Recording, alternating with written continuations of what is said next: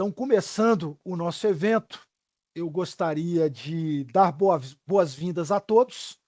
Nós estamos realizando nesse momento a 16ª edição dos webinários IPR+. Esse projeto, professor Gil, surgiu em 2024, idealizado pelo colega Amaro Venâncio, que é o chefe da parte de capacitação do IPR. Ele teve essa ideia há 2 anos atrás de criar um evento técnico com os parceiros de pesquisa do IPR, de forma a apresentar quais são as pesquisas, o estado da arte de algumas linhas de pesquisa que o IPR vem desenvolvendo em parceria com as universidades. Nesse evento em particular, nós convidamos o professor Gilson Gitirana Júnior, vou ler o currículo agora do professor para vocês conhecerem. O professor Gilson é titular da Escola de Engenharia Civil e Ambiental da Universidade Federal de Goiás. Professor Gilson tem graduação em Engenharia Civil pela Universidade Federal do Amazonas. Se eu estiver falando qualquer mentira, você me corrige, tá, professor? Por favor. Ele é graduado em Engenharia Civil pela Universidade Federal do Amazonas, fez um mestrado em Geotecnia pela Universidade de Brasília, doutorado e pós-doutorado em Geotecnia pela Universidade de Saskatchewan. Aí a palavra, sinta-se à vontade para falar, professor, no Canadá. Saskatchewan, no Canadá. Além de pós-doutorado pela Universidade de Ottawa, também no Canadá. Professor Gilson é bolsista de produtividade do CNPq e atualmente é uma das maiores referências do Brasil em mecânica de solos não saturados. Acho que dedicou boa parte da vida acadêmica dele ao tema, não que se restrinja só a isso, mas é um tema que com certeza acompanha o Gilson desde o início da sua formação acadêmica lá atrás. Nesse IPR+, ele vai apresentar o tema Tecnologia de Solos Não Saturados e o seu potencial de aplicação à pavimentação.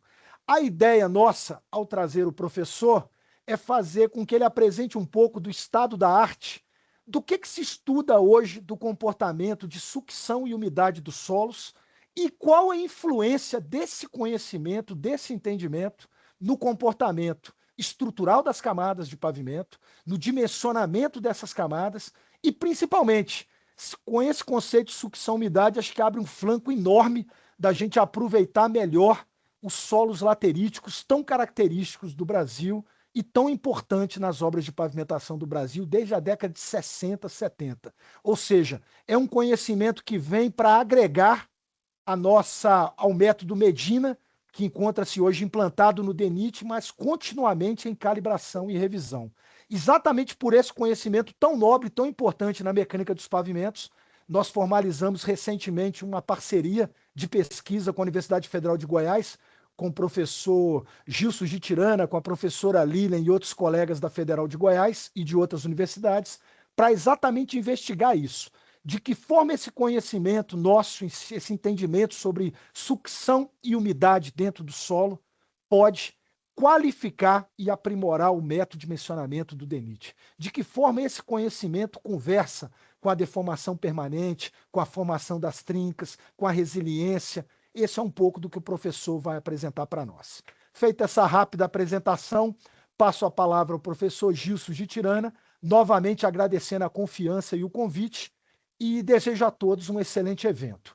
O professor vai apresentar por 1 hora, 1h10, o tema, e a partir desse momento, de agora, já solicito aos colegas que tiverem sugestões, comentários, contribuições, críticas, espaço aberto para qualquer tipo de manifestação. Sinta-se à vontade para utilizar o chat de maneira escrita para colocar seus comentários, que ao final da apresentação do professor Gilson, a gente vai fazer um bate-bola com ele para tentar discutir um pouco esse tema. Tá bom, professor? Novamente, obrigado.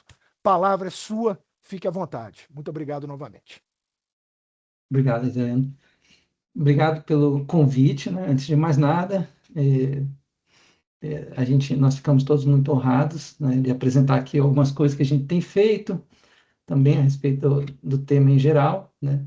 Obrigado a todas as pessoas presentes aí. Espero que essa 1 hora seja bastante frutífera. A minha tela aparece aí? Perfeito. Então, dando início aqui, né, queria primeiro só complementar um pouco a apresentação muito gentil que o Luiz Heleno fez, só mostrando o que que é o nosso grupo, né?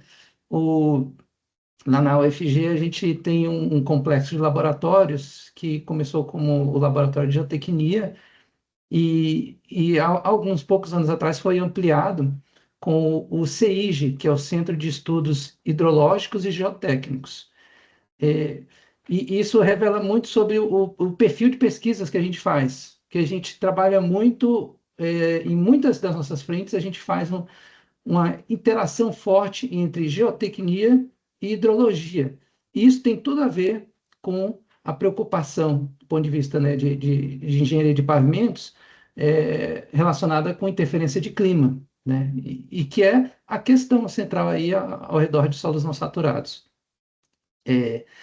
Nos nossos laboratórios a gente tem, por exemplo, um grande salão para modelos físicos, a gente tem muitos recursos para investigação de campo, né? Nós temos um laboratório de ensaios mecânicos convencionais de geotecnia, nós temos um laboratório, cada um desses é um ambiente dentro dos nossos laboratórios. A gente tem um laboratório apenas dedicado a ensaios de erosão e infiltrabilidade.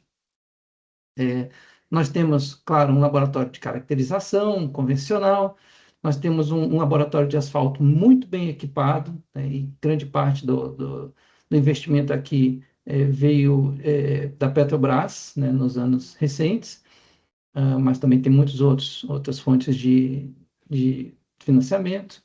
E nós temos um laboratório dedicado especificamente a solos não saturados, né?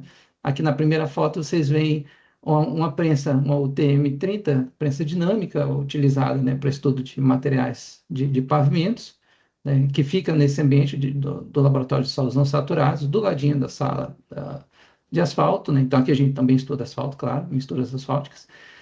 Mas nós temos um laboratório muito bem equipado para investigação de solos não saturados, sucção, no laboratório e também com instrumentação de campo.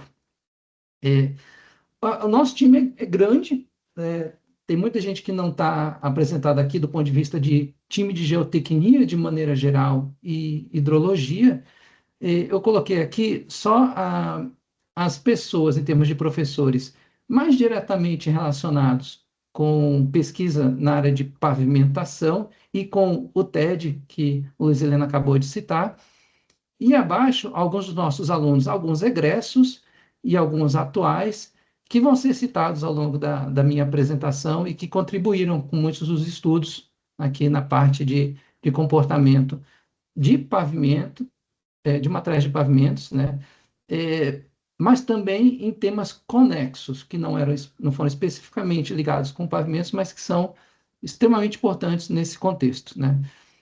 Como eu falei, o time é muito grande. Se eu fosse colocar aqui, por exemplo, todos os alunos da professora Lilian Rezende, da área de asfalto, né, a lista ficaria bem maior, né? Mas essas pesquisas na área de asfalto, elas não têm o foco, né, não têm assim, pelo menos nesse momento, a motivação relacionada com sazonalidade ou efeito de sucção. Bom, então, eu vou começar falando um pouco sobre alguns conceitos básicos de ação do clima, né, nos pavimentos, o que não é um assunto novo, né? Não é nada a ver com assunto novo. E eu começo mostrando aqui o livro do Cedergreen, de 1980, né? Algumas fotos mostrando danos causados, né, pela água nos pavimentos, né? O foco do livro a gente conhece muito bem, é a questão de drenagem, né? E aqui um lembrete sobre o que são os conteúdos do livro, né? Danos causados pela água, fundamentos de drenagem nos pavimentos, estimativa de influxos e efluxos, critérios para projeto de drenos subterrâneos, sistemas típicos de drenagem subterrânea, proteção do sistema de drenagem, economia dos pavimentos drenados e não drenados, né? Qual é o impacto financeiro, né, em relação a isso? Desempenho dos materiais de graduação aberta e uma parte aqui interessante, redução de aquaplanagem com pavimentos e capas porosas. Então, o assunto não é novo. a preocupação, né, do papel da água e da drenagem da água nos pavimentos. Isso tem tudo a ver com essa questão, né, de não saturados, né, versus pavimentos. É, eu queria também começar citando o livro, né, do professor Medina e da professora Laura Mota. No livro deles, existe um capítulo inicial em que a gente tem um foco ali na interferência do clima, né? E aí, os autores, eles falam, por exemplo, quando se fala em subleito, né? A grande preocupação de que a água infiltra pelo acostamento, por trincas, e isso, claro, relacionado não só às trincas, mas combinado com falhas de drenagem, né? Os autores, eles citam a importância da evaporação como um efeito positivo, né? Falam da importância, né, da oscilação do lençol freático, né? No clima sazonal, a gente tende a ter oscilações que são muito significativas, e falam também de questões que são menos óbvias, por exemplo, como migração de vapor, a água se acumula no pavimento, muitas vezes por questões térmicas, que geram gradientes térmicos, que fazem o vapor migrar e, eventualmente, se condensar, e também o congelamento, que não é uma preocupação nossa aqui nacional, mas que na literatura internacional a gente vê como um tema muito interessante, muito pesquisado, né? Tanto no contexto de permafrost, né, os locais que são permanentemente congelados, mas que agora deixam de ser com mudanças climáticas, e isso acende um alerta importantíssimo em países que têm esse tipo de material, que eles contam com aquela resistência, aquela capacidade de suporte, né, do terreno congelado, e eles estão perdendo, né? Mas também nas regiões que não são permanentemente congeladas, mas que sofrem oscilação, e aí a gente tem as questões, né, de dilatação, né, no processo de congelamento da fase água e deterioração das camadas de pavimento. Então, eles citam essas coisas, e aí quando eles falam de estrutura do pavimento, propriamente dita, né, não de subleito, eles têm um grande foco em falar sobre intemperização, o efeito da água na resistência à derrapagem, questão de migração de sais com migração de água que vai e volta dentro dessas camadas. Então, novamente, preocupação não é nova. Agora, a visão sobre a emergência, a importância do assunto, varia de local para local, de material para material. Essa primeira imagem aqui, por exemplo, mostra uma forma de tentar entender o que está acontecendo com, por exemplo, uma subbase em termos de variação de umidade.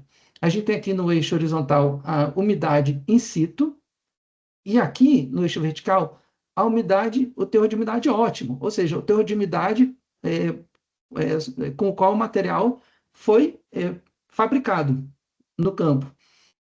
E aquela pergunta, né? Uma vez que a gente compacta na umidade ótima, o que vai acontecer com essa umidade? Ela vai flutuar ao longo do tempo? Ela vai tender em que direção? Ela vai diminuir? Ela vai subir? Ou ela vai se manter constante? Então, depende de material, depende de clima, depende de muita coisa. Nesse exemplo aqui, a gente está vendo que tem uma grande flutuação tanto para baixo quanto para cima, tá? Mas notem que isso daqui é uma fotografia de momento.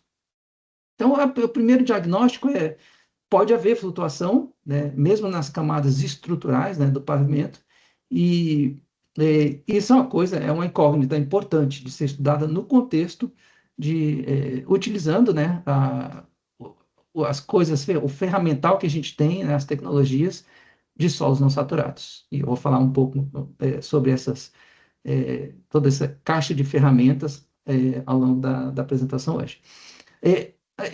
Esse outro gráfico aqui de baixo, ele mostra também uma grande linha que a gente tem, e isso aqui não é exclusivo do que está apresentado aqui no livro dos professores Medina e Mota, é uma linha de tentativa de entendimento do que acontece com a sucção no pavimento, uma linha internacional. Por exemplo, os americanos, os norte-americanos, eles usam muito isso. Associar, primeiro, ter o conceito de que o material ele vai tender a uma sucção de equilíbrio com o meio ambiente, e que essa sucção de equilíbrio é proporcional ao índice de umidade Thornton Weight, que basicamente é uma forma de quantificar a diferença entre o que a gente tem de infiltração, de precipitação, melhor falando, e evaporação, né? Então, é uma forma simplista de tentar ver a coisa, em que se fala de uma sucção de equilíbrio e que, ao mesmo tempo que é muito prático, muito útil, pode ser também muito contestado, principalmente em locais em que a gente tem uma sazonalidade muito forte, com muita flutuação ao longo do ano, né? E aí, falando disso, eu mostro aqui, por exemplo, o que é Goiânia, né? Em Goiânia, a gente tem uma sazonalidade, né, com duas estações muito destacadas, né? Com muita precipitação e uma estação seca. Nós estamos agora entrando aqui, nós estamos no pico da estação seca, né? Aqui a gente tem um volume de precipitação médio anual. E aqui, desculpa, eu mostrei aqui o dado de evapotranspiração.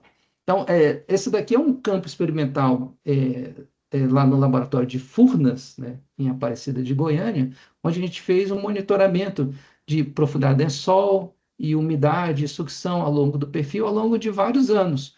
E aqui só são duas fotos mostrando a sazonalidade na vegetação, né, como ela é muito óbvia, né? E veja que aqui é setembro, aqui é dezembro. Essa é a diferença entre ainda não começou a chover, está quase começando, e finalmente a chuva chegou, né, para valer. Isso aqui são dados daquele campo experimental mostrando essa sazonalidade. Flutuação do nível freático, do lençol freático, muito, muito significativa aí, né, na ordem de mais de 4 metros de oscilação, né? Veja isso aqui muito relacionado com a precipitação e sempre um atraso em relação à movimentação do lençol e quando as chuvas chegaram, né, começaram a chegar. E aqui o perfil de umidade com flutuações muito elevadas e, claro, flutuações que são muito mais significativas nas camadas superiores, né? Então, não há dúvidas de que a gente tem muita flutuação.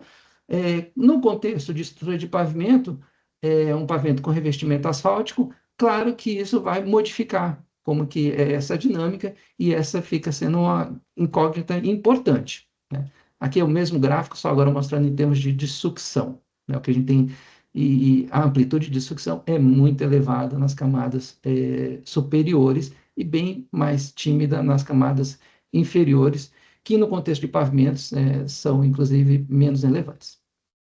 Bom, feita essa pequena introdução, né, vamos ver aqui o que a gente tem em relação à filosofia de projeto de pavimentos, né, e quais são alguns dos parâmetros necessários, né. Isso aqui é só para nos situar em termos de projeto mecanístico, né, de pavimentos. Eu escolhi mostrar esse fluxograma do livro do professor Huang, né, onde a gente tem aqui todos os elementos, o input, né, a entrada, que são as propriedades dos materiais, as informações de clima, né. Isso daqui é o segundo passo, vem logo após uma proposta de configuração do pavimento, né? Após isso, a gente tem os modelos climáticos, e aí, em regiões de clima temperado, né, a gente tem uma preocupação com transferência de calor, mas também tem a preocupação com o equilíbrio, a umidade de equilíbrio, né? Vejam só, aquela umidade de equilíbrio que eu citei, né, aqui no fluxograma do professor Huang, e as preocupações com infiltração e drenagem, as informações a respeito disso. O input de solicitação em termos de tráfego, né? E aí isso tudo entra no nosso modelo estrutural do pavimento, que é um modelo muito pragmático, baseado em modelos linear, elástico, pegando a essência de comportamento, né? Modo de resiliência, deformação permanente, e a gente tem a resposta do pavimento, né? E aí a gente tem que fazer a conexão entre isso e o desempenho no campo, né? Então, o que a gente precisa é monitorar no campo área trincada, né, a bacia de deflexão, né? E aí, com isso, né, conseguir relacionar o projeto mecanístico com o desempenho via as nossas funções de transferência. E aí, se tudo passa, a gente tem o projeto aceito, né? E aí, caso não, a gente volta e repete o nosso cálculo a partir de uma nova configuração. Essa é a estrutura geral. E vejam que o comportamento mecânico dos materiais, ele entra aqui. E aqui, como eu falei, a gente tem que entrar com modo de resiliência e deformação permanente. Esse gráfico de um IPR mais recente, né, que eu peguei do slide do professor Márcio Muniz de Farias, da UNB, mostra uma coisa muito parecida, né? E aqui eu destaque na função de transferência, né? Então, dentro da filosofia do projeto, então a gente tem como parâmetros essenciais, dentre vários, né, o comportamento mecânico dos materiais, modo de resiliência e deformação permanente. E aí isso está listado aqui nessa tabela que coloca quais são os parâmetros do Medina, né, do nosso modelo mecanístico empírico, né, nacional, e aqui os parâmetros importantes, né, de deformabilidade elástica, que são os parâmetros de ajuste do modelo de resiliência, e os parâmetros de ajuste de deformação permanente, usando lá o modelo de Guimarães, né? Bom, o modo de resiliência, né, dentro do Medina, né, ele primeiro, é determinado usando, né, os ensaios dinâmicos, né, e ele é relacionado com as variáveis de tensão. Tensão desvio, tensão octaédrica, tensão volumétrica mínima. E aí a gente tem um cardápio de modelos na literatura que podem ser utilizados. Aqui está o modelo que é adotado dentro do Medina. Então, essa evolução dos modelos parte da percepção de que diferentes materiais são mais ou menos sensíveis a diferentes invariantes de tensão. Então, tensão que representa nível de confinamento é o que é considerado aqui no modelo do Higgs, mas eventualmente o modelo do Svensson traz a tensão desvio, né, que é uma invariante, uma das invariantes possíveis, né, de tensões cisalhantes, e aí modelos mais complexos que combinam essas variáveis. O modelo adotado pelo Medina, ele faz uma combinação muito completa das múltiplas variáveis, né? Esses modelos aqui, por exemplo, do USAN, o MEPDG, eles têm um conceito interessante, por exemplo, de utilizar as tensões normalizadas, e elas ficam adimensionais. Por exemplo, acho muito interessante. Mas aí, quando a gente verifica a influência, né, dessas variáveis de estado no modo de resiliência e tenta verificar o que acontece se a gente flutuar a umidade, a gente às vezes se depara com esse tipo de coisa, né? Às vezes não, quase sempre. O que vocês estão vendo nesse gráfico aqui é o modo de resiliência em função da tensão confinante para esse material. Esse aqui é um material laterítico, tá? Aí, lembrando aí, o Lizerano comentou muito bem, né, que na situação de materiais lateríticos a gente tem um grande potencial de ter flutuações mais significativas, né? E realmente é o caso, né? E aí, nesse eixo aqui, a gente tem o efeito da umidade ótima. Então, vocês estão vendo que a tensão confinante, ela influencia muito pouco o material, e a flutuação de umidade, representada aqui como desvio da umidade ótima, e veja que a gente tem aqui um intervalo que não é tão grande, tá? De 0 a 6, né? Sempre na direção de negativo, né? A umidade diminuindo. A gente tem aqui um efeito muito grande, né? Da homogeneidade. Significando, então, que aqueles modelos de homogeneidade, eles podem ser adequados se a umidade não flutuar no campo, e se ela flutuar, eles estão deixando para trás uma variável de estado que é fundamental. Então, nesse sentido, essa preocupação com essas variáveis de estado do solo na condição não saturada, né, já foram consideradas por muitos autores, em muitos modelos, né? Eu tenho agora o slide aqui atualizado com as variáveis de tensões totais, as variáveis que a gente normalmente utiliza para quantificar a sucção no solo e as variáveis que a gente normalmente utiliza para quantificar a quantidade de água, né? Umidade gravimétrica, umidade volumétrica, grau de saturação e o desvio de umidade em relação à umidade ótima. Então, a gente vai ver muitos modelos na literatura que consideram essas variáveis. E aqui, essa tabela, por exemplo, inicia essa listagem ampla, né? Vocês veem que é muita coisa disponível, né? Então, a gente tem, às vezes, modelos muito mais simplificados, só com a sucção, modelos que combinam as tensões totais com a sucção. Esse modelo aqui, por exemplo, do O et al., ele tem a sucção vezes a umidade volumétrica, o que é um conceito muito interessante, que tem muito a ver com o entendimento de comportamento de solo saturado. É o entendimento de que a sucção ela tem uma eficiência que depende de qual é a quantidade de água que tem no material. Se você tiver uma sucção muito elevada, mas o material já estiver praticamente seco, eu sei que não é um caso prático, com relevância prática, mas é um limite teórico. A sucção perde a sua eficiência. Então, a gente tem esse tipo de abordagem, e a tabela continua, gente. Aqui tem mais modelos desenvolvidos ao longo dos anos recentes, todos combinando diferentes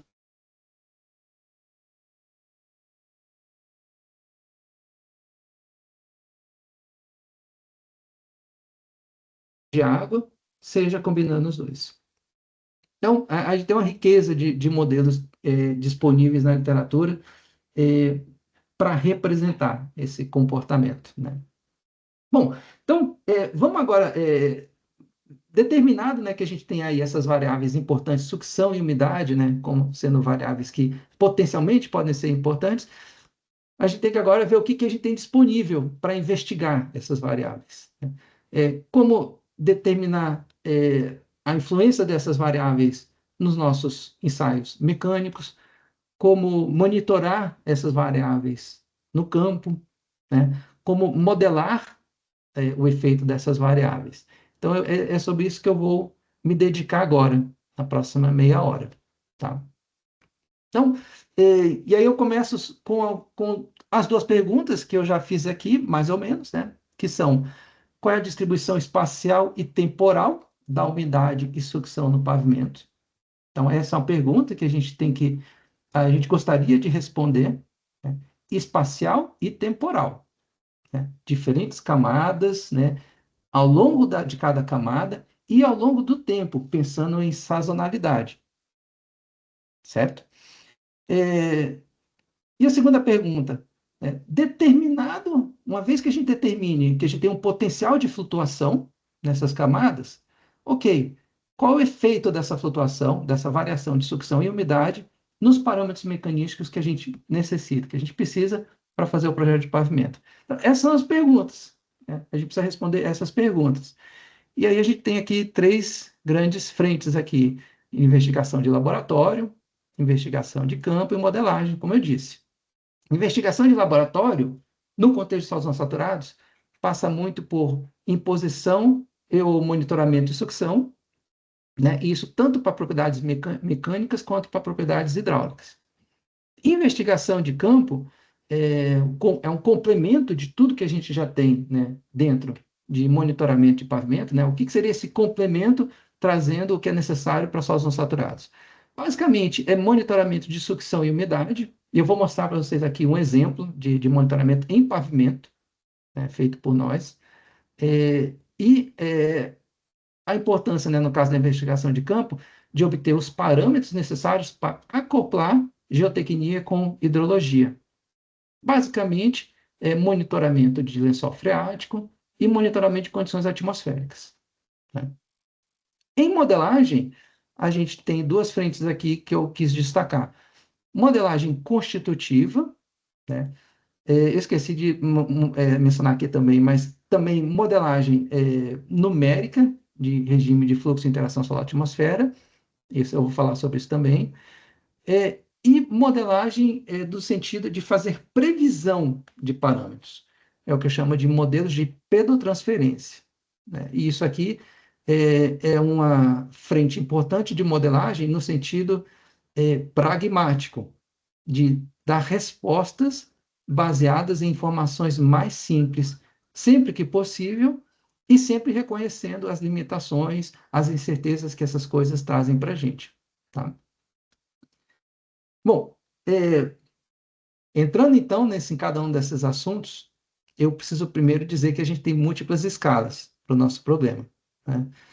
Múltiplas escalas e, no caso do Brasil, né, em um país continental. Então, a gente tem múltiplos climas e as nossas respostas precisam ser dadas ao longo de trechos longos, a gente está falando de obra linear, rodovia, mas elas também têm que ser baseadas em simulações e análises locais, de problemas locais. Então, é isso que eu quero dizer por múltiplas escalas.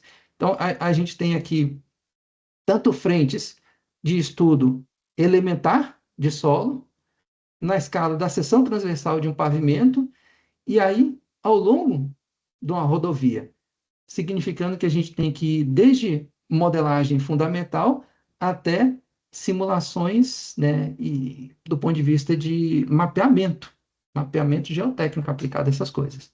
Então, é isso que eu quero dizer por múltiplas escalas. E a, a combinação de engenharia de pavimentos com conceitos de solos não saturados necessariamente tem que atacar todas essas frentes, né? Outra coisa que eu preciso dizer antes de entrar propriamente aí nessas diferentes frentes é, é apresentar para vocês a curva de retenção, a curva característica do solo, que é a relação entre a umidade, a quantidade de água que tem no solo e a sucção, né? Muito prazer para todos, para quem não conhece. Fundamental, tá? A curva característica é fundamental porque ela vai revelar, conforme a água entra e sai do material, como que o estado de tensão está flutuando, como que a sucção está flutuando. E o formato dessa curva, né, ele vai trazer para a gente informações fundamentais sobre o comportamento, com repercussão em tudo, em deformabilidade, em resistência ao cisalhamento, em permeabilidade, difusão ao vapor, tudo. Não é à toa que a gente tem múltiplos modelos dentro da literatura de solos não saturados fazendo a conexão entre curva característica e outras propriedades. E dependendo da propriedade, a correlação é fortíssima. Ela é tão forte que, para certas propriedades, a gente muitas vezes abre mão de fazer a determinação da propriedade hidráulica ou mecânica de maneira direta no laboratório, o que muitas vezes pode ser uma temeridade, mas alguns desses modelos são tão bons que realmente a utilização é muito, muito, muito ampla. Nesses áreas, eu estou mostrando aqui o modelo do professor Van Genuken, de 1980, né, talvez um dos artigos mais citados na área de ciência dos solos e geotecnia, né, milhares de citações, é muito conhecido, né? É um modelo que permite a gente fazer um ajuste de curva característica e, a partir disso, prever qual é a variação na permeabilidade do material em função da sucção. Isso vai ser fundamental na hora de a gente entender como que a água migra no material não saturado. Ela depende de uma permeabilidade que é variável, né? Aqui eu tenho outro exemplo. A partir de uma curva de retenção, né, a gente pode estimar a resistência ao cisalhamento, que aqui no caso é como se fosse, nesse gráfico, uma representação da coesão aparente do material. Então, a partir de sucção, né, a gente pode obter resistência. Então, a curva característica realmente tem um papel central. Dela, a gente estima deformabilidade, né, permeabilidade a diferentes fases do fluido, resistência, que aqui eu estou representando como coisa aparente, né? E propriedades térmicas para quem se interessar e tiver necessidade de trabalhar com isso. Tá? Então, tudo que a gente faz em solos não saturados passa primeiro por determinar a curva característica e é por isso, né?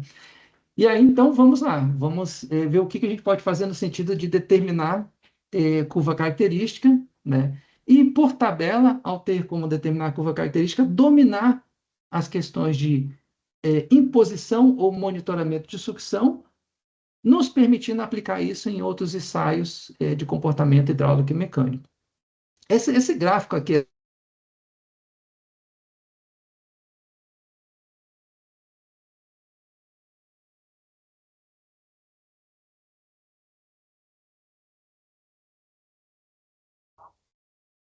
Alô? Opa, pois na não? dúvida. Opa, Gilson, Travou. Travou? voltou. É você, Gilson? Voltou? Eu estou escutando vocês. Então pode tocar, meu amigo. Então voltou. Pode tocar. Ok, maravilha. Então, a gente tem aqui dois grandes blocos aqui, né? As técnicas de transferência de vapor e as técnicas de aplicação de sucção baseadas em transferência da fase líquida. Então, isso aqui passa por, geralmente, né, o transferência de vapor significa trazer um corpo de prova a um estado de equilíbrio com uma umidade relativa do ar imposta, né? E as técnicas de transferência de vapor, de transferência por água líquida, elas podem envolver, por exemplo, técnicas osmóticas, em que a gente, utilizando sucção osmótica, a gente provoca uma sucção matricial do material, e técnicas em que a gente utiliza a translação de eixos, que é aplicar poropressão de ar para expulsar a água e aí obter um valor de sucção desejado. Uma outra forma que a gente tem é aplicar tensão na água de maneira direta. Bom, aqui eu tenho, então, explicando melhor essas coisas, né?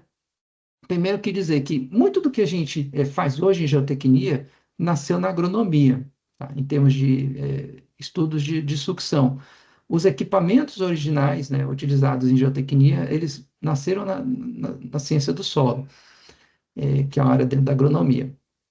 O problema é que o pessoal de agronomia, eles não têm muito interesse por tensões totais.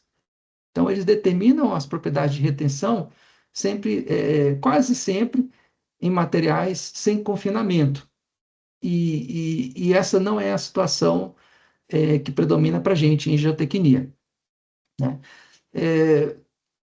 Ainda dentro desse contexto, mesmo na agronomia, a gente vai observar que tem equipamentos que utilizam múltiplos corpos de prova ou corpos de prova individuais, e a gente vai ter equipamentos nos quais a gente aplica sucção total ou sucção matricial, né? Não vou entrar muito em detalhes sobre a diferença entre essas coisas, mas quem quiser se aprofundar, né, pode me procurar. Para sucção matricial, a gente utiliza principalmente a técnica de translação de eixos, como eu já tinha citado, ou tração direta na água. É, a sucção de 1.500 kPa é o limite no contexto de translação de eixos.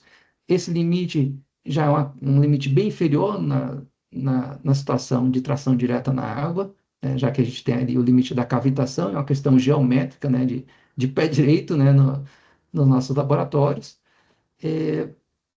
E a outra coisa importante é que, no contexto, né, de agronomia, a secagem, a partir de saturação, é a análise mais comum. Então, é obter a curva de retenção numa trajetória de secagem. As outras abordagens que a gente tem, como eu falei, são as de sucção total, que utilizam a umidade relativa do ar controlada. E aqui eu estou citando uma das normas que a gente tem aí no mundo disponíveis, né? Aqui são alguns equipamentos utilizados para esse tipo de estudo. Essa daqui é a Tempicel, que é uma placa de sucção, onde a gente aplica pressão de ar.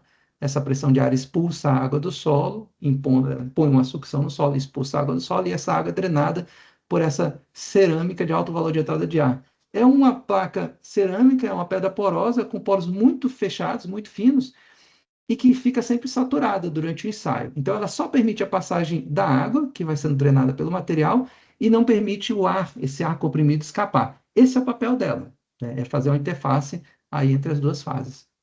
Aqui a gente tem um extrator de placa de pressão para múltiplos corpos de prova, né? Todos esses equipamentos foram desenvolvidos e são comercializados pela Soil Moisture, uma empresa lá da Califórnia.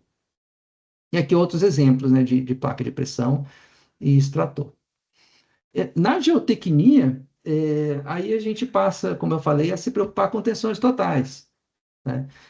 E nesse contexto, a gente acaba tendo que lidar com corpos de prova únicos em uma célula. E aqui a gente tem um exemplo de uma célula belíssima, com um projeto belíssimo, que é a célula de Barcelona, do grupo de Barcelona, dos nossos colegas lá da Espanha. É uma célula para ensaios caseiro, então é como se fosse realmente um odômetro, onde a gente consegue aplicar tensões totais a partir desse cabeçote e simultaneamente aplicar, seja por translação de eixos, seja por equilíbrio de vapor, que é inclusive muito interessante, né, no contexto dessa célula, é uma célula bastante flexível, né? Para a gente, em geotecnia, ao mesmo tempo que é necessário aplicar tensões totais, já que o comportamento de retenção vai ser função disso, junto com isso vem a necessidade de determinação de deformação, claro, deformação, variação de volume total. E isso é o que essa célula faz. Isso aqui, essencialmente, é um ensaio de adensamento, pessoal. Só que é um ensaio de adensamento onde eu posso controlar a sucção. Então, a gente pode aqui manter uma sucção constante e determinar qual é a curva de compressibilidade do material ao longo dessa sucção, mantendo essa sucção, ou a gente pode aplicar uma tensão vertical constante e após o equilíbrio com essa tensão vertical, após o adensamento, a gente pode variar a sucção, determinando a curva de retenção para aquele estado de tensões totais. Tá? Aqui tem um outro exemplo de instrumento que a gente utiliza. Vocês veem que a gente tem coisas muito consolidadas, né? São equipamentos. Eu estou dando aqui um exemplo de equipamento acadêmico, é um equipamento de uma universidade. Anteriormente, eu mostrei equipamentos que são comercializados e vendidos no mundo inteiro. E aqui agora tem um outro exemplo de equipamento que é comercializado. Essa aqui é a empresa que também é uma empresa americana, chamada GCTS. Aqui é uma placa de pressão que tem muitas semelhanças, muitas em termos de capacidades com aquela placa de pressão do slide anterior, de Barcelona, né? Mas que tem umas filosofias de operação diferentes, como, por exemplo, o uso de duas buretas, que permite a gente circular com facilidade a água aqui na base da cerâmica, né? E outros detalhezinhos de como, por exemplo, a gente faz a compensação da pressão interna da câmara com o carregamento externo a partir do pistão. É um equipamento muito interessante. Esse equipamento aqui é um dos equipamentos que a gente tem no nosso laboratório, na UFG. E aqui, né, como eu falei, né, o dessecador. No dessecador, a gente varia a sucção do material ao colocar esse material em um ambiente com umidade relativa do ar controlada. Como que a gente controla isso? A gente coloca no fundo do dessecador uma solução salina. Uma solução salina utilizando um sal determinado, numa concentração especialmente escolhida, e cuja combinação de sal e concentração nos dá uma sucção, uma umidade relativa do ar desejada. A umidade relativa do ar, ela controla a sucção, ela é diretamente relacionada com a sucção, e essa equação aqui, que é a equação do Lord Kelvin, dá qual é a relação em termos de sucção total e umidade relativa do ar. Okay? Então, a gente controla a sucção do solo, mantendo ele em equilíbrio, né? Levando ele a equilíbrio com essa atmosfera, né? Controlada aí. Né?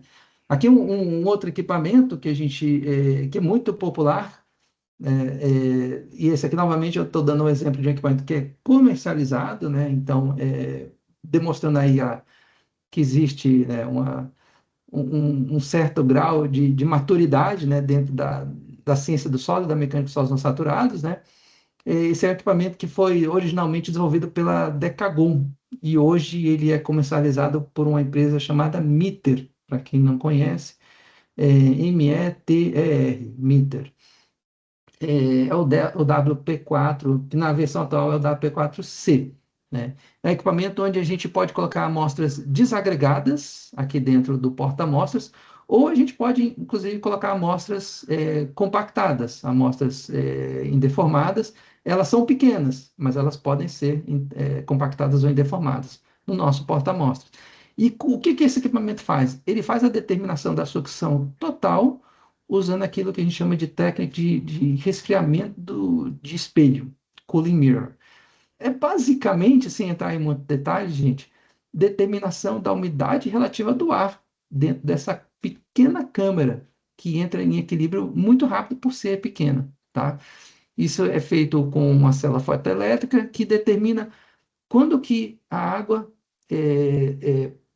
condensa em um espelho que vai sendo resfriado lentamente, né? Ele vai sendo resfriado gradativamente até que se detecta o primeiro sinal de condensação.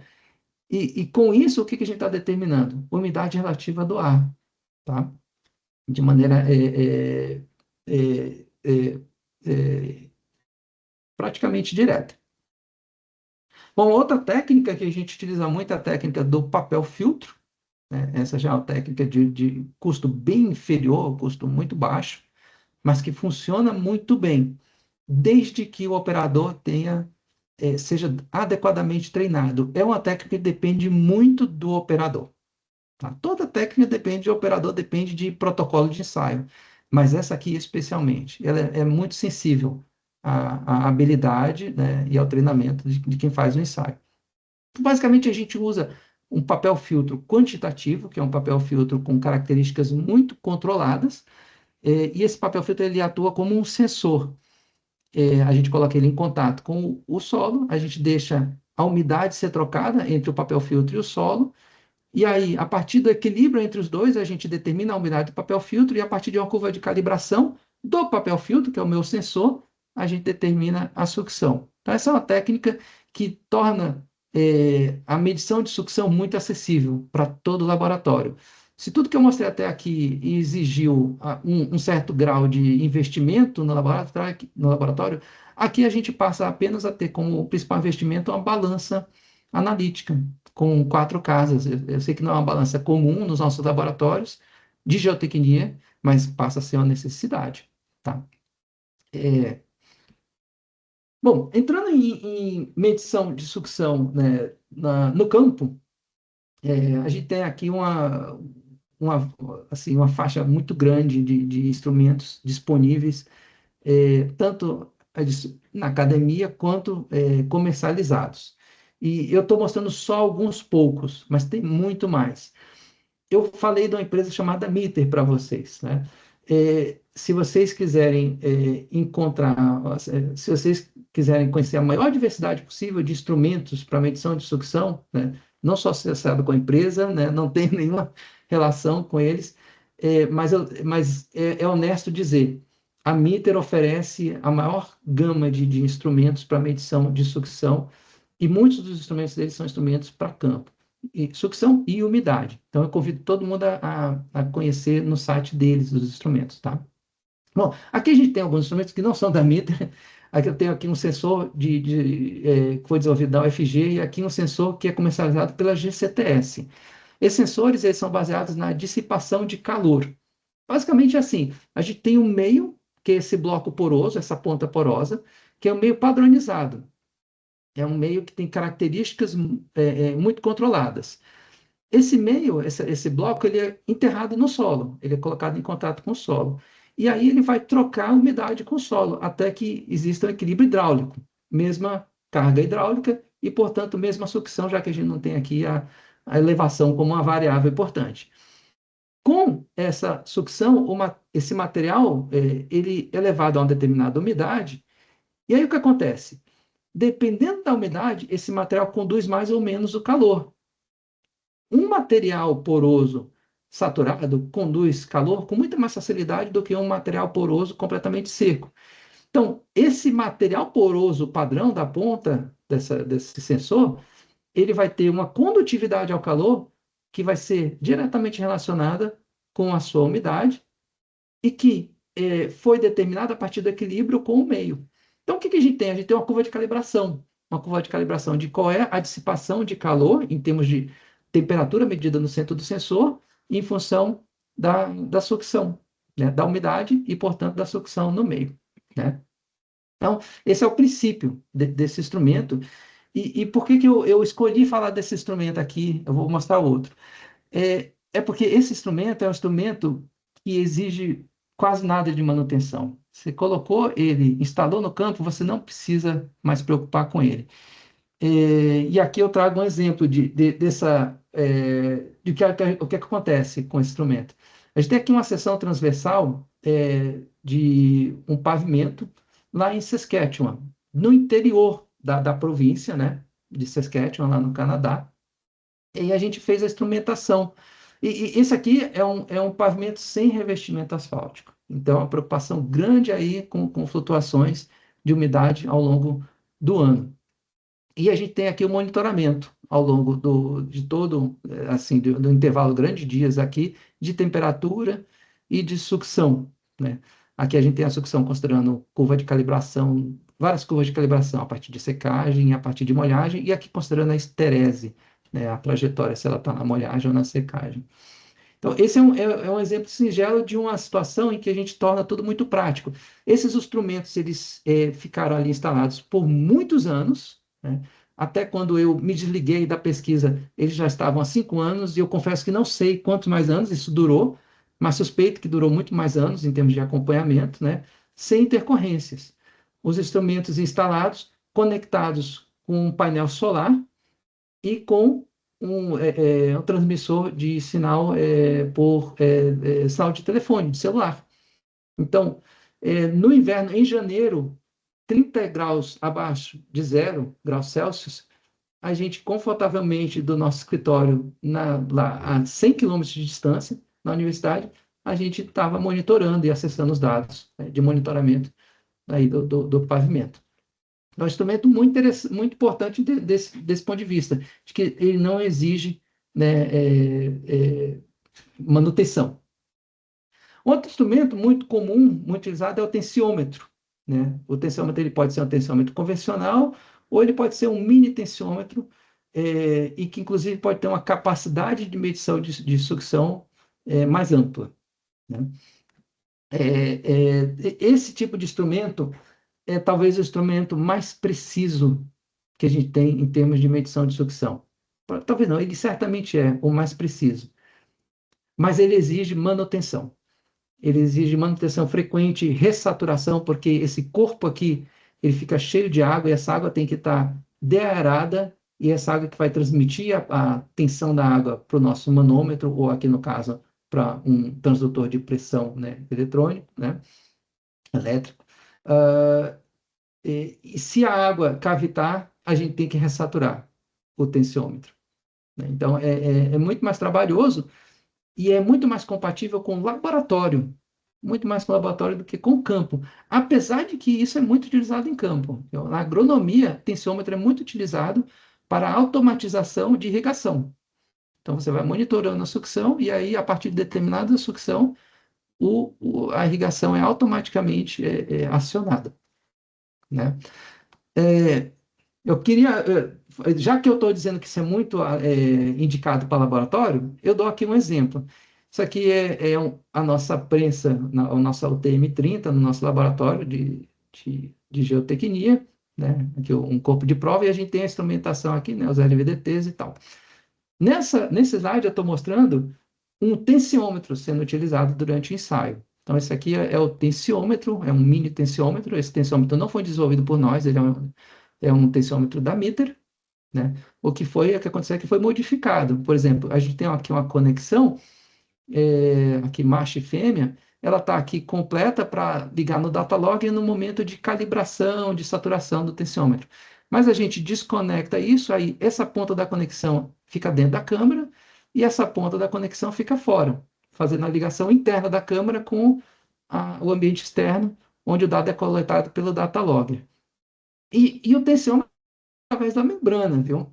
A gente fura a membrana e aí a gente tem um grommet, uma borrachinha que faz conexão com a membrana, e só pela tensão confinante, né? Claro, é importante passar a vaselina, estar limpo, a área tem que estar limpa, sem fragmento de solo e tal.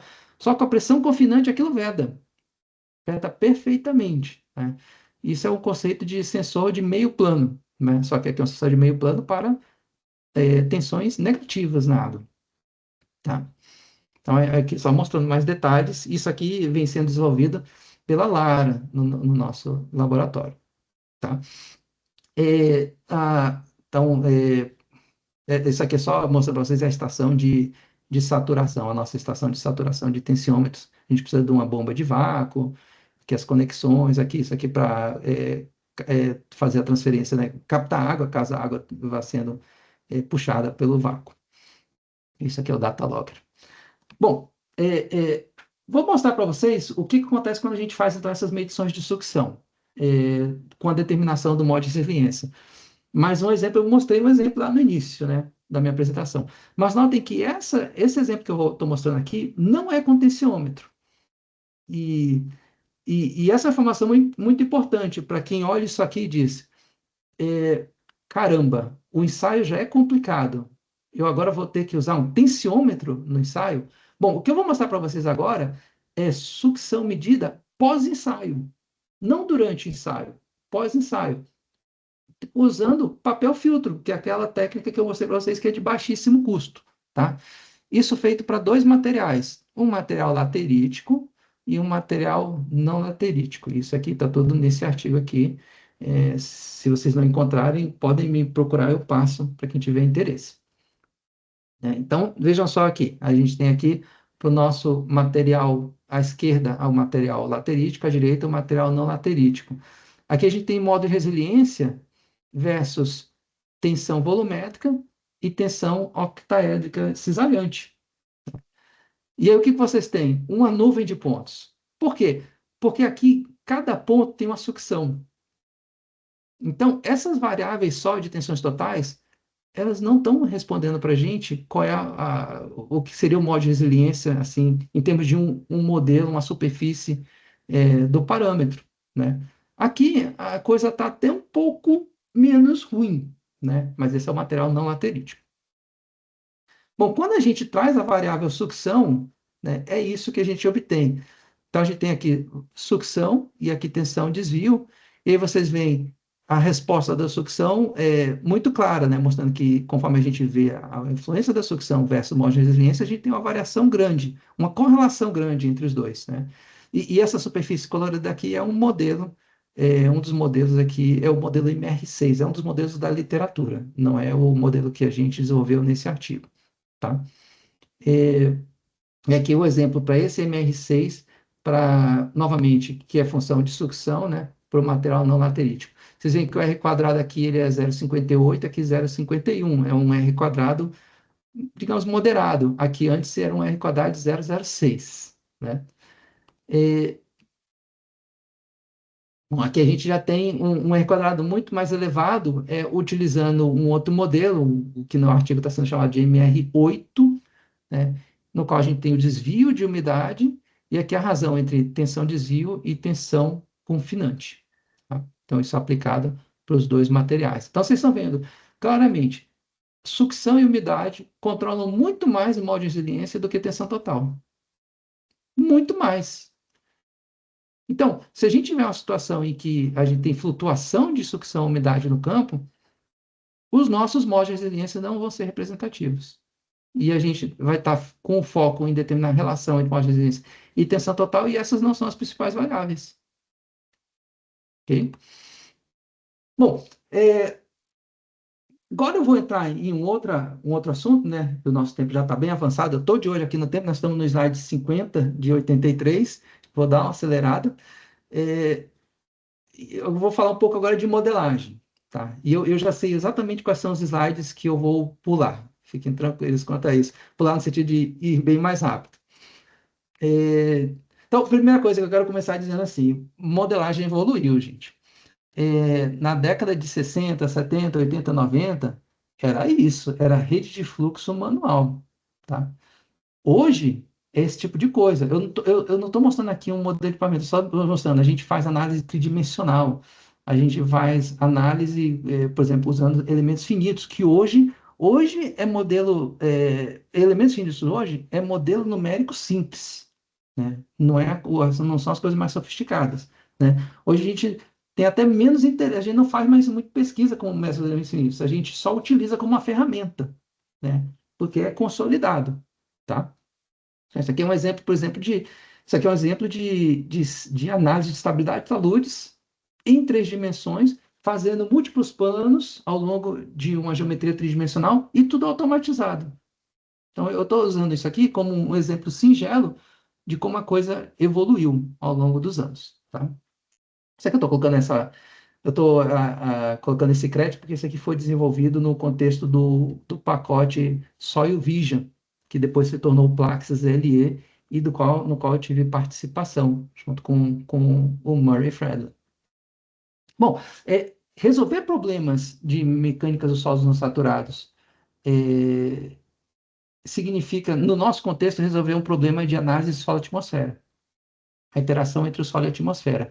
E resolver isso significa resolver um conjunto de equações diferenciais parciais que representam leis de conservação, de equilíbrio, né? Por exemplo, de conservação de momento linear e angular, conservação de massa, de água armazenada no solo, ar armazenado no solo, calor armazenado no solo. Tudo isso combinado com variáveis de estado de tensão e de deformação cirurgicamente escolhidas e que sejam compatíveis com os princípios de mecânica do contínuo, e tudo isso fechado em termos de ter a quantidade de equações igual à quantidade de variáveis, fechado combinando com modelos constitutivos, né?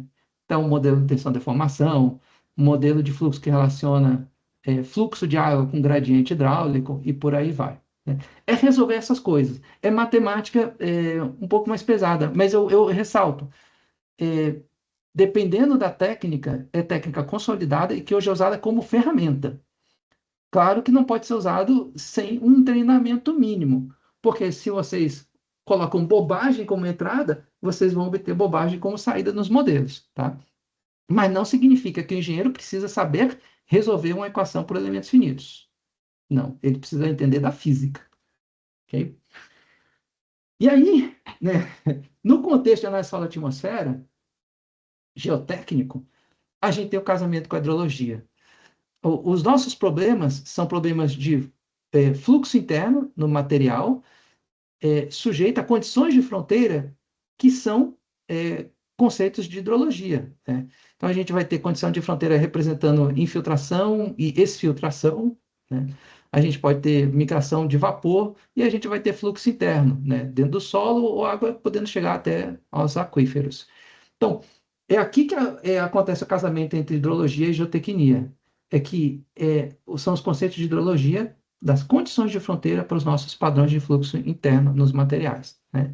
E aí eu queria dar um exemplo para vocês aqui que não é de pavimento, mas é um exemplo muito recente de estudo desenvolvido aqui numa parceria entre USP, UFG e Vale. Isso não é pavimento, como eu disse, isso daqui é a simulação de fluxo com interferência da atmosfera para uma pilha de rejeito de minério de ferro, rejeito filtrado, que é a nossa solução atual, né, com as nossas preocupações ambientais, né, e de estabilidade dessas pilhas. São pilhas muito estáveis, né, e feitas de maneira muito controlada. É outro nível, né, de confiabilidade, quando comparado com as barragens alteadas a montante, por exemplo. Tá? Então, a gente tem aqui as propriedades de entrada do modelo desse. É curva característica, é que a gente tem curva característica de secagem e molhagem, é função de condutividade, que é estimada a partir disso daqui, e são as condições atmosféricas. E a gente tem aqui uma série de 6 anos de precipitação e evaporação. E aqui a gente tem os valores diários e os valores acumulados, né? E aí vocês veem claramente a sazonalidade, né? Então tem chuva para chuva, tem chuva para chuva. Então, estou mostrando para vocês aqui, o que eu vou mostrar no próximo slide, é a habilidade de simular isso, de simular séries longas de condições atmosféricas, sejam elas monitoradas, sejam elas baseadas em dados normais, né? Novamente, hidrologia, né? Determinação das condições normais, né? E dando respostas importantes para a gente. Então, a gente tem aqui os perfis, por exemplo, de grau de saturação flutuando, e aqui a gente tem fotografia ao longo de vários dias escolhidos, né? E eles vão flutuando ao longo do alteamento da pilha. Isso é um problema bem complexo, é mais complexo do que o problema de pavimento em alguns aspectos e menos em outros, tá, gente? E aqui a gente tem, por exemplo, simulações paramétricas mostrando o que acontece com o meu perfil, pegando uma fotografia em um determinado momento, se eu tiver diferentes cenários de permeabilidade saturada, diferentes cenários de drenagem na base do domínio, diferentes cenários de umidade inicial. Então, a gente consegue mapear tudo isso com muita facilidade hoje em dia. E o resultado disso é, por exemplo, nesse contexto desse estudo, a gente ter a resistência de ponta corrigida em função dessa sazonalidade. E é isso que a gente tem nesse artigo como resultado derradeiro, tá? Que a gente tem para vários CPTs, né, em vários locais dessa pilha. Bom, fechando o último assunto, né, é aqui que eu fecho a minha apresentação.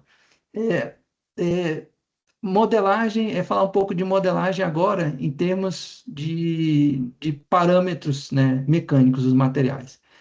Então, eu só queria lembrar, né, quando a gente tem no ProMedina, a gente tem aqui essa lista de ensaios e a nossa reação é essa, né, vou fazer. Mas já é muito ensaio, né? E continua, tá aqui a lista continuada, né? A nossa reação é essa, né? Deixa comigo, né? Tem que ser, né? Bom, perante essa lista extensa de ensaios, o que eu estou colocando aqui, né, como consequência, é que a gente tem que fazer algumas coisas a mais, né? Então, a gente tem que fazer modelos de deformação permanente em função de variação de sucção e umidade. E eu já peço desculpa, eu não falei muito de deformação permanente, mas essa também é uma preocupação grande, né? Curva característica, permeabilidade não saturada, né? E aí a reação, né, é essa, né? Mais coisa, né? Bom, é, bom, o que eu queria trazer aqui como bloco final, e esse é o bloco onde eu vou pular muitos slides, porque o nosso tempo já está estourado, já estou chegando aqui em 1 hora, né? Que a gente pode fazer também, dentro dessas frentes de modelagem, a gente tem muita pesquisa na área de solução saturados, modelagem buscando estimar parâmetros. Então, por exemplo, nesse estudo aqui, eu estou mostrando estudo nosso, gente, mas esses artigos, eles citam dezenas e dezenas e dezenas de outros estudos de outros autores do mundo inteiro tentando fazer a mesma coisa. Eu estou mostrando o nosso trabalho, porque o nosso trabalho é tentando responder como fazer isso para os nossos solos, para solo laterítico, para solos que são diferentes daqueles solos de 99% das publicações que a gente encontra na literatura. Tá? E tem muita diferença e os modelos de fora não se aplicam, novidade, né? A gente sempre está se deparando com esse tipo de situação. Então, esse aqui, por exemplo, é um modelo em que a gente utiliza granulometria. A gente pega granulometria com e sem defloculante, com e sem defloculante. Por quê? Solo laterítico.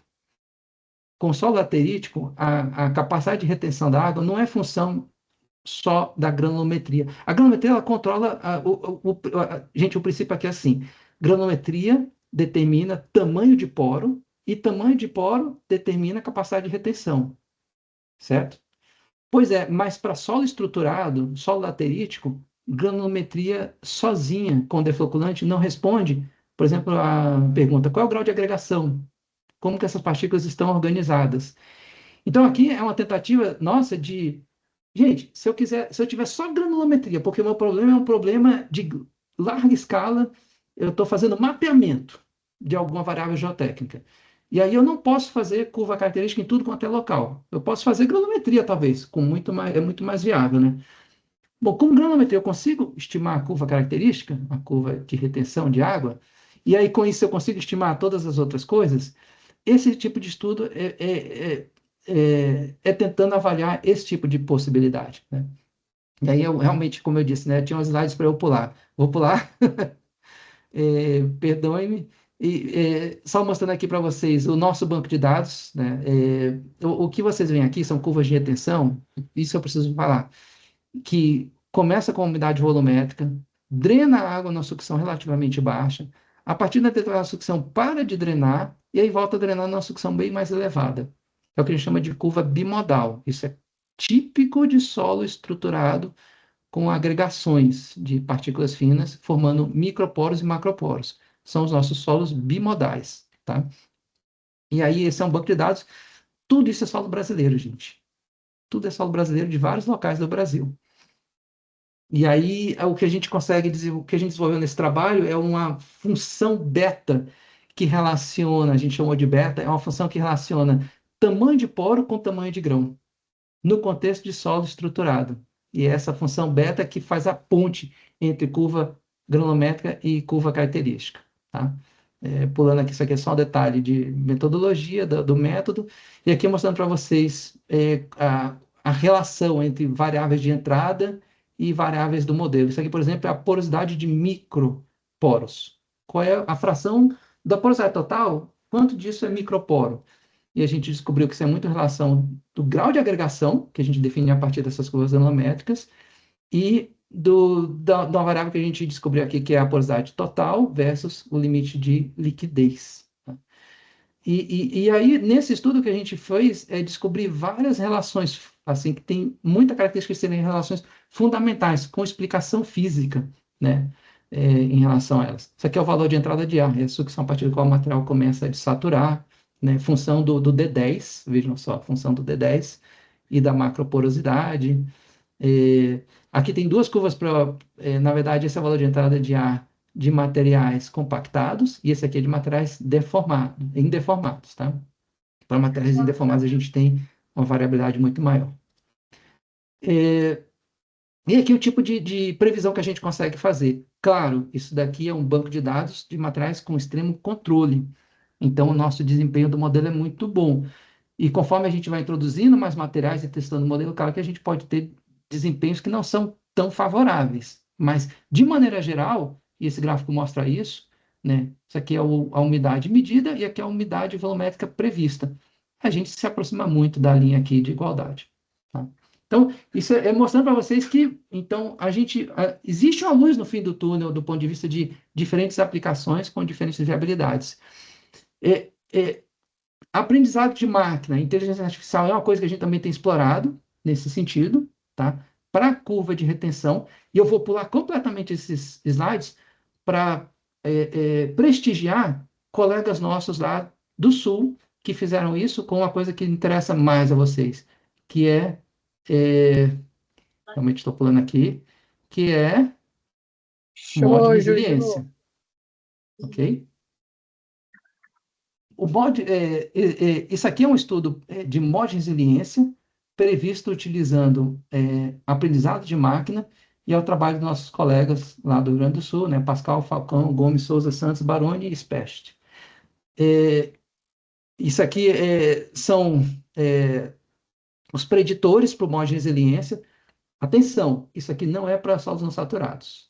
Quer dizer, todos esses materiais que são não saturados, mas não introduz a variação de umidade de sucção. Eles não estudaram isso. Eu só estou mostrando aqui que mod de resiliência pode ser potencialmente estimado a partir de preditores mais simples, e quem sabe isso pode ser estendido para a condição não saturada. Tá? E aí, nesse slide, eu mostro o nível de resultado que eles obteram. Um resultado muito bom, muito interessante, considerando, né, a amplitude, que é sempre muito limitada nos nossos bancos de dados, né, e o grau inovador, né, e recente do estudo. Então, quando a gente compara modelos de resiliências experimentais com estimados, a gente vê uma capacidade de previsão bem razoável. Tá? Realmente é um estudo muito interessante que eu recomendo que todo mundo leia. Ok? Então é isso. Deixando aqui a mensagem final. Eu espero ter mostrado para vocês que a gente tem tecnologias muito consolidadas na área de solos não saturados, né, com muito potencial de aplicação. Eu espero que tenha ficado clara a importância de fazer o casamento entre hidrologia e geotecnia nesse contexto. Não faz sentido estudar materiais próximos da atmosfera, flutuação de sucção, sem trazer os conceitos de hidrologia, né? Espero que tenha ficado claro que a gente tem múltiplas escalas no nosso problema, né? E que nós temos que ser pragmáticos. Então, dependendo do nível de estudo, do nível de aplicação, a gente vai ter diferentes abordagens, né? Que vão ter diferentes graus de viabilidade, né? Que são compatíveis com cada aplicação, tá bom? Então é isso, agradecer novamente, né, o nosso grupo, que é um grupo brilhante, né? Assim, é uma felicidade ter tanta gente boa para trabalhar com qual a gente trabalha, né? E todos eles espero que tenham se sentido representados aqui na minha apresentação, né? Essa apresentação não é só minha, é uma apresentação de todo o grupo, né? Agradecer o DENIT e o IPR pelo convite, né? Eu fiquei muito contente com o convite. Alguns nossos financiadores CNPq de sempre, né? CAPES e FAPEC. Obrigado, gente.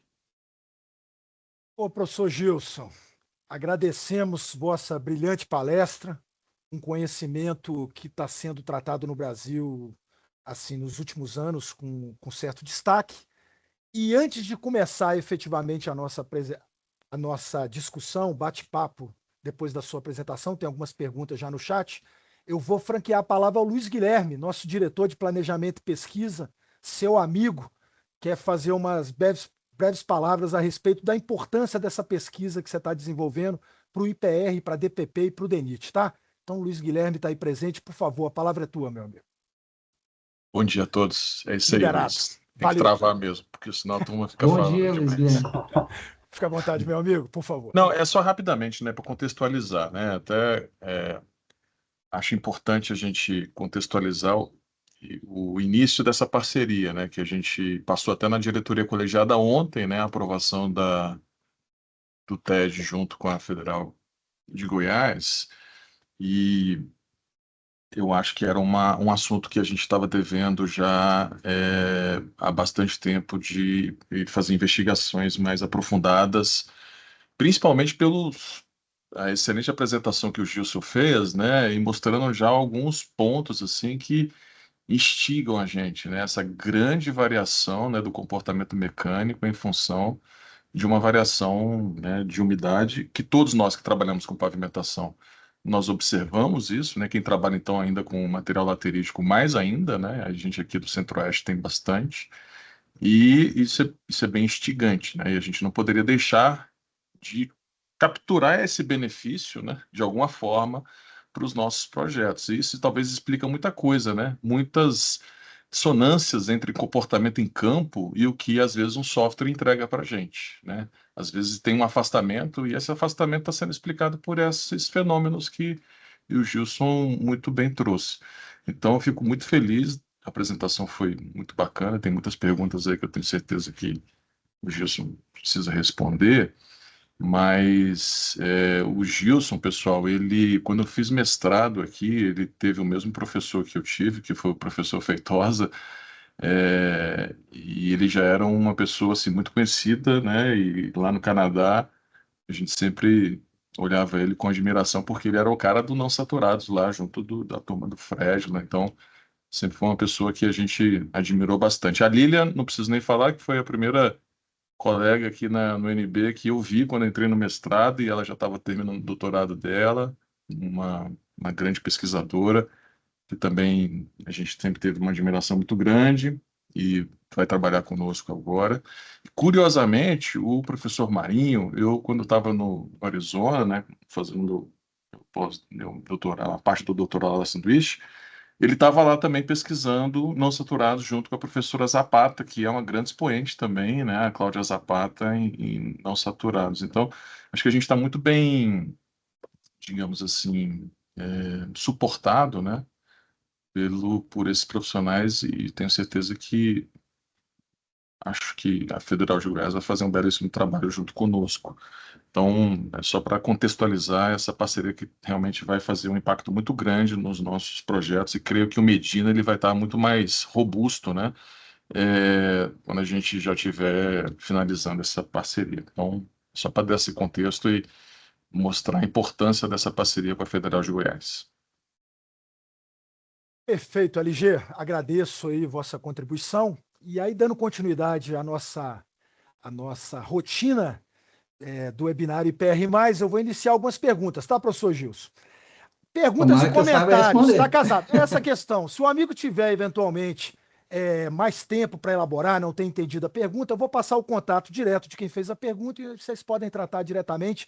A ideia aqui é servir como um espaço de discussão. Não quer dizer que tudo tem que se esgotar nesse momento, longe disso, até porque a pesquisa não funciona assim. Às vezes nós não temos resposta pronta para tudo, tá? Mas eu vou começar a fazer algumas perguntas e comentários, tá? Vamos aqui começando. Primeiro comentário que chegou, e também é uma pergunta, é da pesquisadora, professora. Tem alguns colegas que não identificaram de onde são. Quem eu conheço, eu estou fazendo. Quem eu não conheço, pode complementar até a pergunta.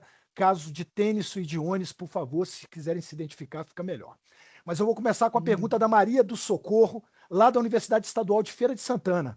É uma professora, é pesquisadora, e ela comenta o seguinte: a respeito do equipamento WP4C, ela entendeu, num primeiro momento, que poderia ser utilizadas amostras desagregadas para fazer o ensaio.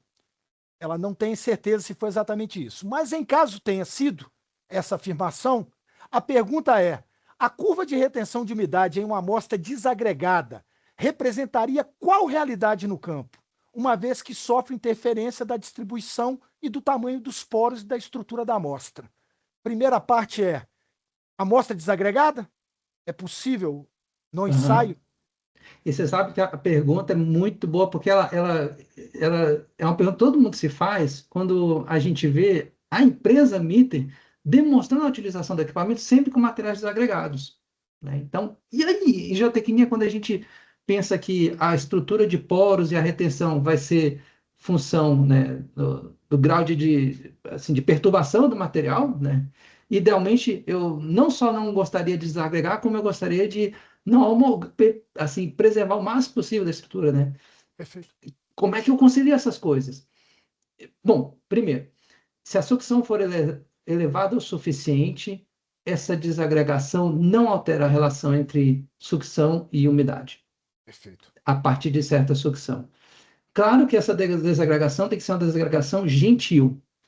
Você não quer, por exemplo, eu vou dar um extremo aqui. Se você pegar, quando você pega um material para fazer granometria e coloca no dispersor, isso é o extremo de não gentil. Você está separando as partículas. Quando você só gentilmente desagrega, você está preservando o contato entre as partículas. E aí, a partir de determinada sucção, não tem efeito. Mas para sucções mais baixas, a gente percebe um efeito entre fazer desagregado ou não. Só que isso coincide também com a zona do equipamento onde ele começa a não trabalhar tão bem. Esse equipamento da P4C, ele funciona muito bem a partir de 500 kPa. E entre 100 e 500 kPa, ele é aceitável, mas ele já tem um grau de acurácia, de uma precisão bem inferior, tá? Então, o resultado final é muito é adequado fazer desagregado quase sempre, mas podendo fazer uma reconstituição, você vai ter uma situação mais garantida, Excelente, tá? professor. Seria outra pergunta dela, inclusive, que ela fez logo depois, qual seria esse valor de sucção? Você, inclusive, acabou de responder agora a faixa que você Perfeito. considera mais perfeito. Vamos para uma outra pergunta. O Tennyson Freire de Souza Júnior, ele Opa, faz o seguinte comentário e eu vou ler, acredito que você conheça. Então, vou ler exatamente o comentário do Tennyson. Ele diz o seguinte, que uma dificuldade que percebo no dimensionamento, em geral, das estruturas sob a ótica da mecânica dos solos não saturados é a assertividade da curva de retenção para a representatividade dos solos estudados. O que hoje é feito na prática para determinar a curva de retenção? Essa é a primeira pergunta. Além disso, a condição de usar a sucção matricial até o ponto de entrada do ar para ser adicionado aos parâmetros de resistência aos desalhamentos saturados é uma prática aceitável? Na sua experiência, existem outras visões com relação a isso? Tá. Bom, o que a gente faz para determinar a curva de retenção? Eu acho que eu mostrei aqui uma faixa grande de equipamentos, né? Perfeito. E aí, só recapitulando, né, no Brasil, historicamente, a gente tem muita publicação utilizando papel filtro. Perfeito. E é um contexto, inclusive, que eu diria que é um contexto econômico. Então isso é mais barato, mais simples e mais Sai barato. mais barato. Então, isso já viabiliza as coisas. Só que eu queria estressar novamente. Tem que ser feito com competência, né? Tem que ter treinamento adequado para fazer curva de retenção com papel filtro, né? E aí a recomendação de sempre é ler os artigos do professor Fernando Marinho para aprender a fazer de maneira bem feita. Tá? Os outros equipamentos, né, que eu mostrei, como placa de pressão, eles são em relação ao papel filtro, eles são um complemento muito importante, porque para sucções baixas, a placa de pressão nos dá uma resposta muito precisa. Então, a nossa prática, por muitos anos, foi sempre combinar a placa de pressão com papel filtro, fazer a combinação das duas coisas. Placa de pressão para sucções mais baixas e papel filtro para sucções mais elevadas. Depois que nós, no nosso laboratório, adquirimos o DAP4C, ninguém mais quis fazer papel filtro. Perfeito. O DAP4C, ele entra ali mais ou menos no espaço ocupado pelo papel filtro, um pouco menos, o papel filtro tem uma faixa maior, mas ele é um equipamento que tem uma qualidade em termos de resultado muito menos sensível em termos de habilidade do operador e grau de treinamento. E é por isso que ninguém mais quer fazer papel filtro, mas a gente faz ainda. A gente faz, tem algumas situações que a gente não consegue fugir do papel filtro. né? Então, eu acho que esse seria o meu resumo geral, Denison. A segunda parte da pergunta, É, ele, sucção matricial, né? isso. Você está olhando o chat? De repente fica Sim, mais eu fácil achei de ver. aqui. Sucção Isso, matricial, né? isso. Para resistência ao cesariamento, o nosso entendimento é que o que controla é a sucção matricial, porque é a sucção matricial que representa o efeito mecânico em termos de sucção. Então, a relação tem que ser com a sucção matricial. O equipamento que eu citei, por exemplo, da AP4C, ele mede sucção total. Perfeito. E aí, talvez a informação que eu poderia trazer aqui, eu não sei se é exatamente esse o foco, a preocupação do tênis, é dizer o seguinte: a partir de um determinado valor de sucção, quando ele é autossuficiente, a sucção matricial e a sucção total são muito próximas. Perfeito. Porque a sucção osmótica, ela varia pouco e ela passa a ser ínfima comparada com uma sucção muito elevada. Então, é por isso que quando a gente faz placa de pressão e dá AP4C, a gente casa os dados no mesmo gráfico, o que a princípio é uma coisa assim incompatível, mas não é. É pragmático, é correto, porque a diferença é muito pequena entre sucção matricial e sucção total. Quem primeiro me ensinou isso foi o professor Fredman. Ele tem um artigo em 2001 do Congresso Internacional de Nossa no Recife, que foi organizado em Recife, pelo Marinho, pelo Coutinho e pelo Jucá, né? Legal. Eles foram os organizadores do evento. E nesse artigo, o professor Fredman discute isso profundamente. E ele te convence. E Então, amparado nos resultados dele, ele conduz a essa afirmação, que no final, exatamente, para valores elevados, são praticamente iguais. exatamente. Então tá. Meu amigo Espero ter Tennyson, respondido. é isso. Qualquer coisa, nós podemos passar o contato direto Aham, para você também ter uma discussão tá. mais aprofundada com o professor. Deixa eu privilegiar outro participante aqui. Dionis Barbosa, ele pergunta para você o seguinte: não seria mais apropriado utilizar o grau de saturação barra sucção ao invés do teor de umidade versus sucção nos modelos, principalmente nos casos dos solos lateríticos, onde esses materiais apresentam retração e expansão ao longo das trajetórias hidráulicas? Pergunta do Jones Barbosa. Tá. É, vamos lá. Primeiro a gente tem que ver modelo para quê? Porque Isso. para cada tipo de modelagem, a gente tem um foco diferente e aí a gente vai ter benefícios em usar diferentes variáveis para a quantidade de água, né? Para análise de fluxo, a gente utiliza umidade volumétrica, porque é a mais vantajosa do ponto de vista prático. Perfeito. Principalmente se o material for um material que não sofre grandes variações volumétricas. Se ele sofrer grandes variações volumétricas, a gente tem que ter uma atenção muito especial para sofisticar um pouco mais o nosso modelo, né, em outras direções. Em, por exemplo, análise de estabilidade de talude, capacidade de carga, qualquer coisa que envolva resistência ao aceleramento, aí a relação Saturação, fundamental é com o sucção. grau de saturação, com certeza, nesse sentido, grau de saturação. Modo de resiliência, aí o assunto é muito mais complexo e eu temo que eu não tenha a resposta, mas eu espero ter em 5 anos. Para alguns materiais, parece que o desvio de umidade não é nem o grau de saturação, o desvio de umidade em relação à umidade ótima dá uma resposta muito interessante. Perfeito. Mas para outros, não, Você não chegou a apresentar necessariamente. algum resultado desse de desvio de umidade com resultados Isso, bem interessantes. isso, exatamente.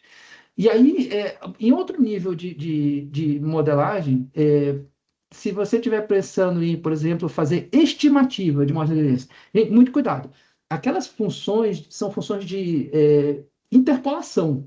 Aquilo é simplesmente um modelo de interpolação que mostra como você relaciona as variáveis para plugar no Medina ou qualquer modelo para determinar qual é o modo de resiliência para um valor qualquer da sua variável de estado de tensão.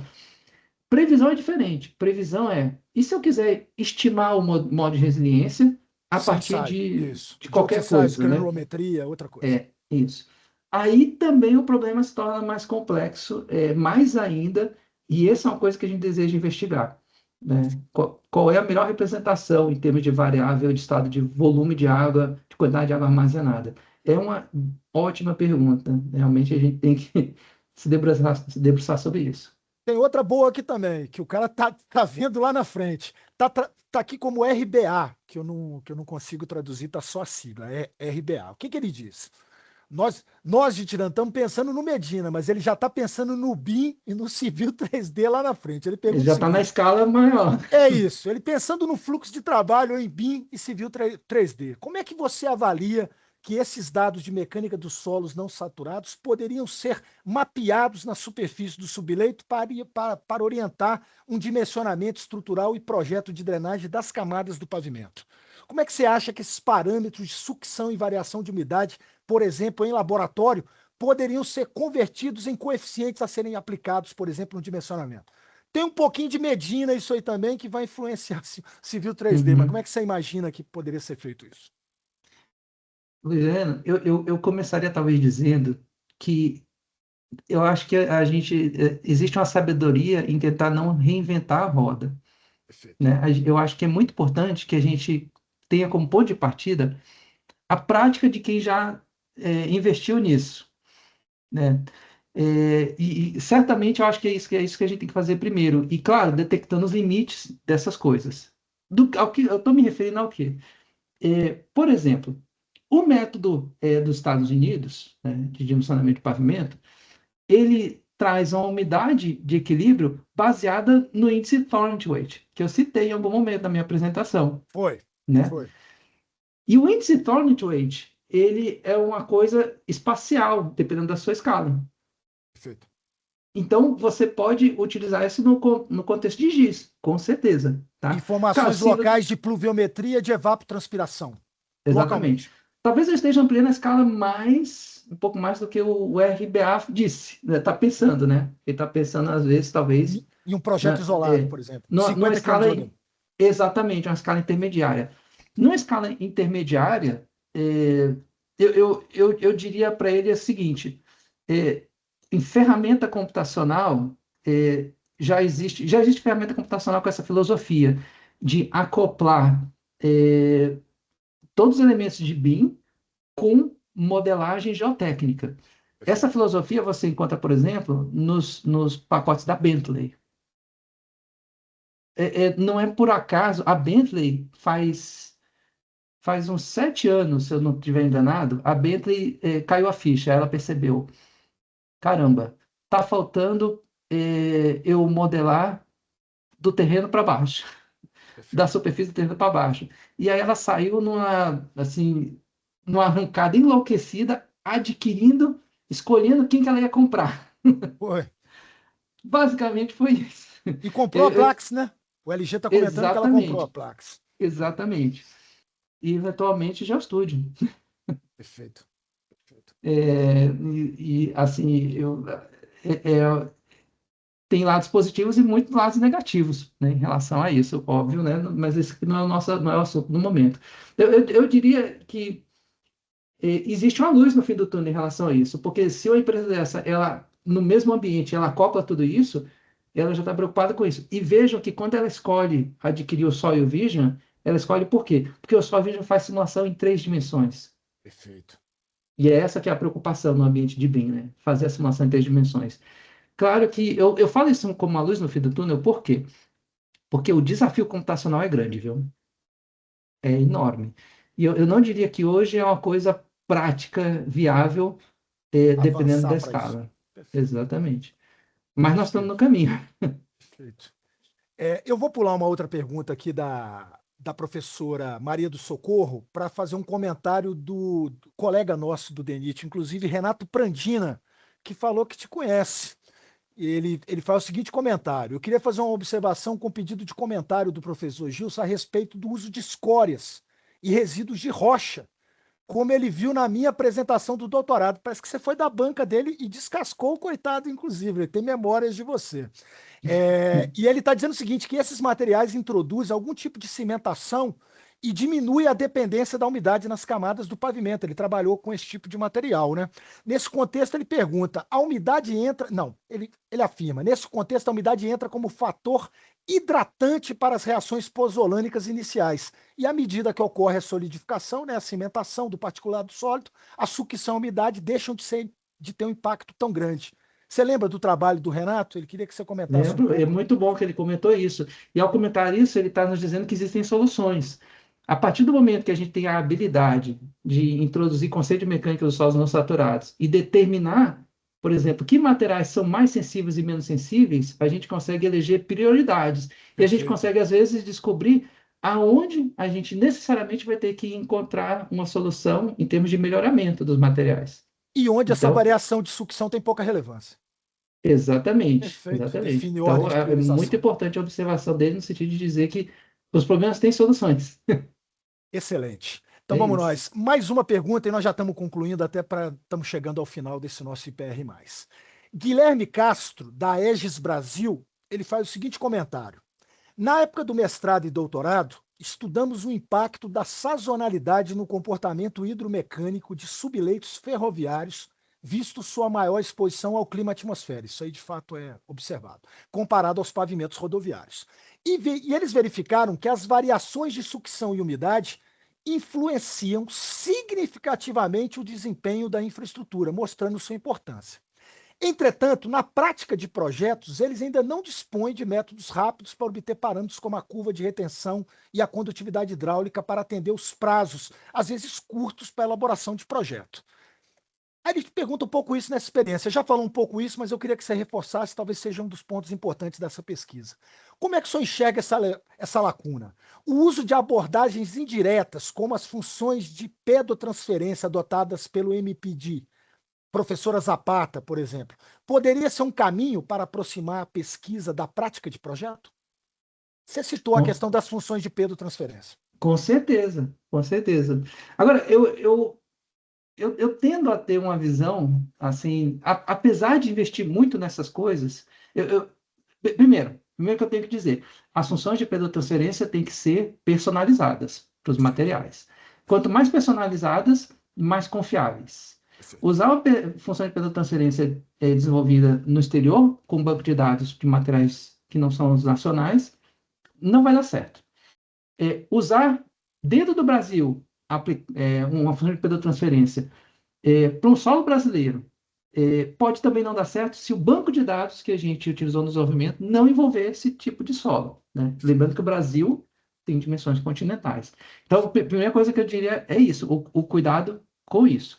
Agora, eu queria complementar dizendo que, assim, apesar de trabalhar muito com isso, eu acho que essas coisas têm que ter limite. A função de pedotransferência, ela tem o seu lugar. Por exemplo, um problema com escala que torna o problema inviável. É a escala que tem que ditar, né? Um problema em que, por exemplo, a gente esteja fazendo uma avaliação preliminar. Um problema de escala reduzida, onde é totalmente viável determinar a curva de retenção de maneira direta, mas eu preciso de uma avaliação preliminar e rápida. Para dar uma resposta rápida, repito, preliminar, né? E, e por que tanta ressalva? Porque assim, se apoiar nessas coisas não é fazer a melhor engenharia.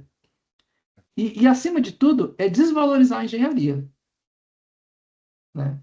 Então, a gente tem que saber vender aquilo que a gente tem, né, para oferecer para a sociedade e que a gente tem assim, a consciência, assim, a certeza de que aquilo tem valor e que vai ser benéfico, vai valer a pena. E ensaio de laboratório sempre vale a pena. Perfeito. Em Sempre síntese, vale a nós pena. temos que saber bem a escala e o problema que nós estamos lidando para Exato, eventualmente apontar soluções. Então, não podemos estar sendo preciosistas, estabelecendo uma série de parâmetros que vão ter pouca efetividade, por exemplo, no dimensionamento no projeto. exato. Perfeito, meu amigo. Aqui, reta final, só um comentário do Renato Prandina, tá te mandando um abraço, tá Obrigado, agradecendo Renato. sua gentileza e dizendo que suas contribuições foram muito importantes no trabalho dele, tá? E para fazer a última pergunta, também encerrando o nosso IPR+, eu vou fazer mais uma pergunta da professora Maria do Socorro, que pelo jeito é entusiasta dessa área e fez mais uma pergunta. Ela te pergunta o seguinte: para a obtenção da curva característica utilizando duas diferentes técnicas, ao fazer o ajuste utilizando modelos existentes, existe a possibilidade de termos uma interpretação equivocada quanto ao solo ser bimodal, quando talvez fosse um problema de descontinuidade entre as duas técnicas, ou seja, uma conclusão inadequada em virtude de se trabalhar com duas técnicas diferentes? Como é que você pensa com relação a isso? Eu não vou dizer que seja impossível, porque quando você diz que é impossível, você Tá. é sempre uma afirmação muito forte. O que eu posso dizer é que eu nunca presenciei. E muito frequentemente as nossas técnicas, elas têm uma faixa em que elas se sobrepõem. Perfeito. Então, a gente sempre tem a preocupação de fazer uma se sobrepor sobre a outra em uma determinada faixa, determinando, portanto, que elas estão coincidindo naquela faixa. Então, eu Em diria que que pese as distorções, pelo menos elas estão representando o mesmo comportamento. exatamente, exatamente. Ó, meus Então, amigos, com isso, professor Gilson, varri o nosso chat com as perguntas, muitas perguntas. Tivemos uma obrigado. participação muito efetiva, até 150 colegas ao mesmo tempo. Para nós é um auditório lotado, então atendeu totalmente o objetivo do IPR+. Deixo as últimas palavras para o amigo para fazer seu encerramento para a gente concluir esse nosso IPR+. Fique à vontade, professor, suas últimas palavras. Para Obrigado, encerrar. obrigado, Gisele.